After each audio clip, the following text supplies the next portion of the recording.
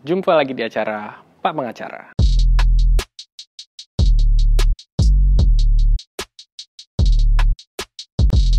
Halo semuanya, jumpa lagi di acara Pak Pengacara. Perkenalkan, nama gue Rama.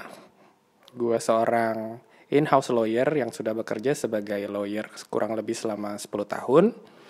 Dan hari ini gue akan ditemani oleh Ratih. Hai, gue Ratih. Gue saat ini bekerja sebagai market research. Sekolah edukasi juga di teknik sama agriculture. Jadi kayaknya pengetahuan hukum gue sama kebanyakan masyarakat Indonesia 11-12 lah ya. Oke.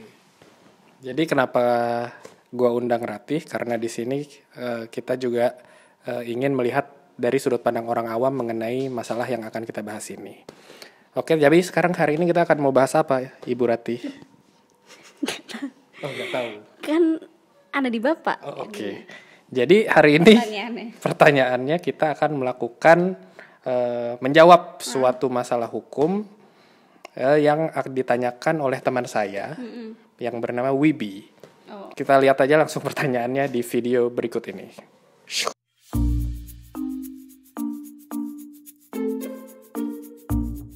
Halo Pak Pengacara, nama gue Wibi. Gue kerja di salah satu agency di Jakarta sebagai copywriter.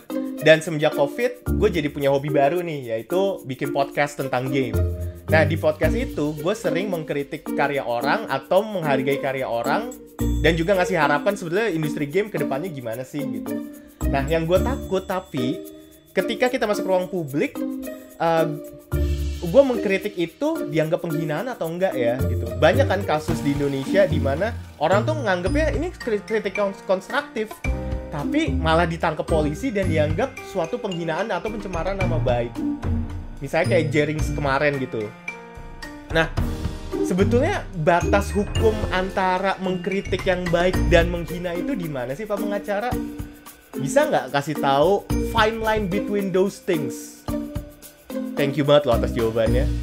Ditunggu. Oke, tadi kita sudah lihat video dari Mr. Wibi, seorang podcaster yang bingung gimana cara dia bisa bikin konten tapi nggak ditangkap polisi. Nah, kalau dari sisi Ratih sebagai orang awam, menurut Ratih bagaimana? Nah, aku tuh waktu itu jadi keinget nih. Dulu pernah dengar wawancaranya Mahfud MD Kemenkumham ya. Itu beliau bilang kayak gini di akhir sesi wawancaranya. Nah, jadi kalau misalkan Anda mau bilang saya bodoh, itu nggak masalah, itu terserah Anda gitu. Tapi kalau Anda bilang bahwa saya korupsi, nah itu bisa jadi masalah. Saya bisa perkarakan kayak gitu. Jadi I guess kalau misalkan suatu kritiknya itu mengandung tuduhan yang bisa membuat pidana, itu akan bisa diperkarakan. Kalau misalkan itu hanya apa sih kayak pendapat, persepsi, nah itu sih safe. Perlu kita ketahui juga kan ini masalah kebebasan berpendapat.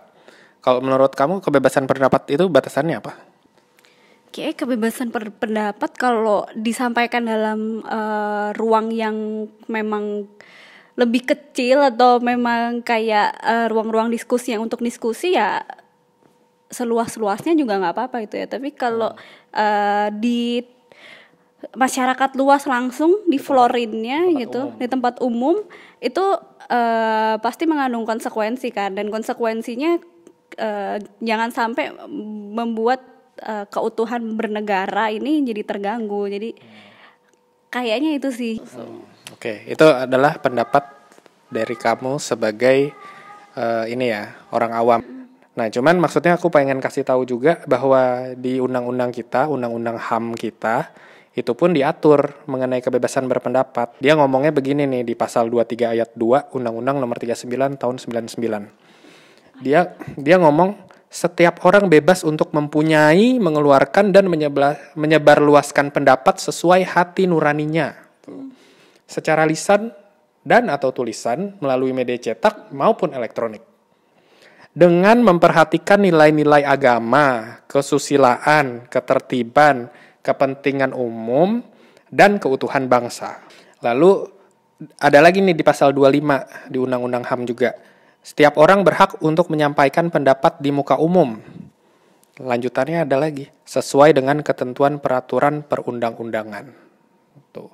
Berarti semuanya itu tetap ada batas-batasnya gitu. Nah, sekarang kita tanyakan pertanyaannya, batasnya di mana sih kalau masalah penghinaan itu gitu. Batasnya di mana?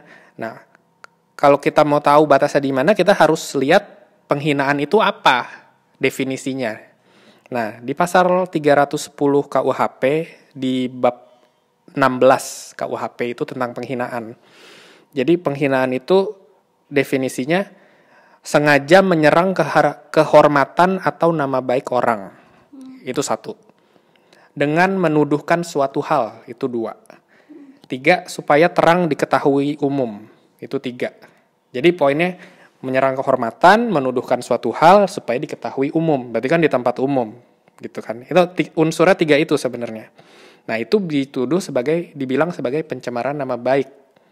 Cuman yang perlu dipahami, pencemaran nama baik ini hanya berlaku kalau orangnya itu merasa teroffense gitu. Itu namanya delik aduan gitu kalau dihukum.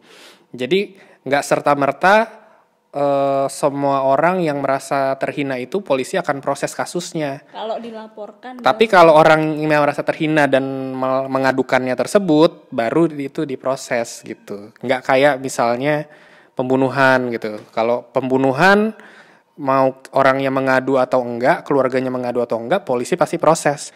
Tapi kalau ini enggak, ini kita harus ada orang yang mengadu dulu gitu. Nah, jadi setelah kita tahu tadi itu, kita tipsnya gimana nih? Nah, ini kalau tips dari gua secara pribadi, pertama, nomor 1, jangan menyerang kehormatan dan nama baik orang lain. Kalau kita nggak menyerang kehormatan dan nama baik orang lain, itu unsur pertama udah nggak terpenuhi gitu kan? Kalau karya menyerang karya gitu jadinya. Nah, sekarang pertanyaannya begini, kan menyerang kehormatan dan nama baik orang lain itu menurut siapa? Menurut yang diserang itu. Nah, menurut orang yang diserang, karena seperti tadi ini kan delik aduan. Jadi kalau orang yang diserang itu merasa diserang kehormatannya, baru unsur itu kan terpenuhi, baru dia laporin. Tapi kalau kita dari awal, misalnya kita mau mengkritik nih, kita kritiknya baik-baik lah gitu, sopan gitu. Nah itu dia kira-kira kan kemungkinan dia merasa terserang kan lebih kecil. Nah. Jadi it's not only about the content, tapi how to deliver it juga ya, communicate it. Jadi komunikasinya dalam menyampaikan kritik itu juga penting, karena itu tuh akan menjadi perbedaan antara orang itu merasa diserang atau enggak nih kehormatannya gitu. Itu nomor 1, tips pertama. Tips kedua, tadi kan unsur kedua apa? Jangan menuduh orang lain melakukan sesuatu gitu. Jadi jangan kita menuduh orang lain melakukan misalnya, oh orang ini selingkuh, orang ini korupsi gitu. Kecuali emang benar itu artinya bisa dibuktikan. Dan untuk kepentingan umum atau untuk terpaksa untuk bela diri. Jadi itu tiga alasan itu yang bisa jadi pengecualian gitu. Jadi gitu. di awal jangan lupa kasih disclaimer, ini buat kepentingan umum gitu, biar lebih aman gitu ya. Iya, jadi kalau menurut gua sih si Mr. Wibi ini harus make it clear ini untuk kepentingan umum loh. Jadi orang yang beli game ini dia tahu kelemahan-kelemahannya tuh ini sebelum dia beli gitu kan.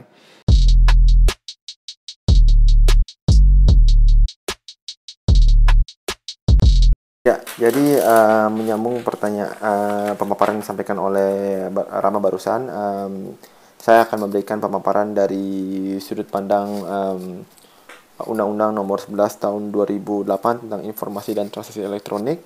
Jadi gini, menanggapi pertanyaan Mas Wibi mengenai apakah kegiatan podcasting yang dilakukan oleh yang bersangkutan yang berupa review atau kritik terhadap suatu game itu bisa dikenakan pasal penghinaan dan atau pencemaran nama baik dalam Undang-Undang ITE itu. Nah, saya perlu memaparkan dulu bunyi dari pasal 27 ayat 3 ya di Undang-Undang ITE sebagai berikut.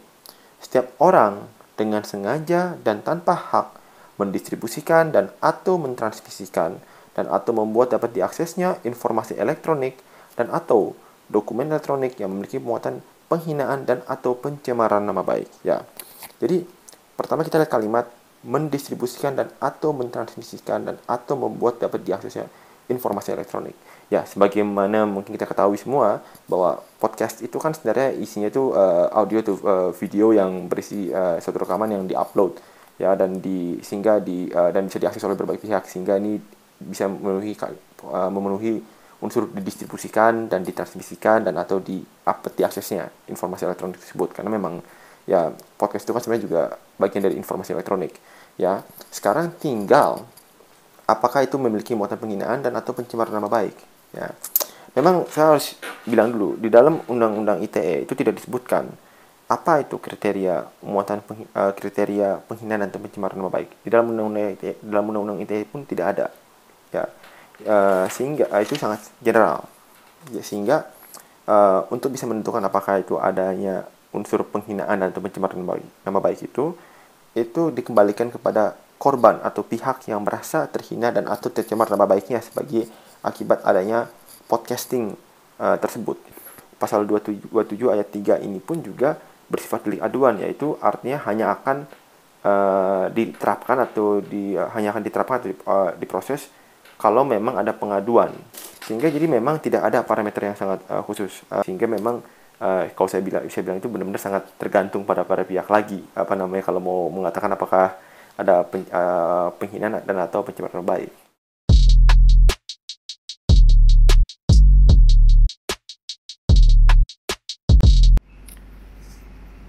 Oke, thank you Broka atas paparannya mengenai pencemaran nama baik dari sisi Undang-Undang ITE. Nah, dari penjelasan Broka dan juga dari hasil riset yang saya lakukan secara pribadi, pada intinya kita mengambil kesimpulan bahwa memang secara objektif itu sangat sulit menentukan garis batas untuk bisa dijadikan patokan apakah suatu kritik itu merupakan kritik yang bisa diperkarakan ataupun itu kritik yang aman gitu. Kita susah menarik garisnya. Karena memang ini adalah delik aduan sehingga semuanya itu tergantung dari persepsi orang yang dikritik. Namun bukan berarti kita tidak bisa melakukan langkah-langkah untuk meminimalisir resiko dituntut pencemaran nama baik. Langkah-langkah yang bisa dilakukan menurut saya pribadi, nomor satu adalah dalam melakukan kritik kita harus bisa menggunakan kata-kata yang sopan dan tidak menyerang atau agresif. Contohnya, misalnya dalam contoh Bapak Wibi yang melakukan podcast, beliau daripada ngomong ini game pasti yang buat orang tolol, mendingan dia ngomongnya ini game nggak cocok nih untuk orang-orang yang memerlukan game dengan problem solving yang tingkat tinggi. Mungkin dia bisa ngomong lebih persuasif gitu, lebih diplomatis daripada ngomong yang kasar seperti itu.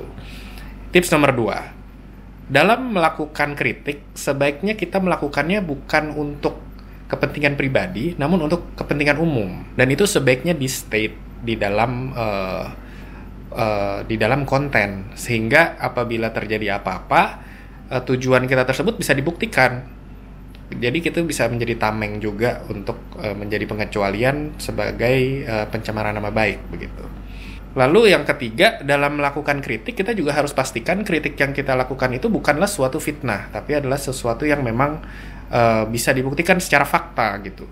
Bukan sesuatu yang merupakan asumsi tapi kita belum ngecek kebenarannya. Jadi kita menuduh seseorang melakukan sesuatu korupsi, tapi kita sebenarnya nggak tahu, itu cuma asumsi kita aja gitu.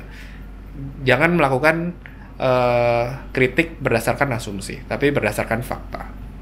Kira-kira dengan melakukan langkah-langkah tersebut seharusnya bisa meminimalisir at least resiko kita dijerat pasal pencemaran nama baik. Demikian kesimpulan dari video ini. Tolong di like, tolong di share, tolong di subscribe jika bermanfaat untuk kalian. See you at next video. Bye.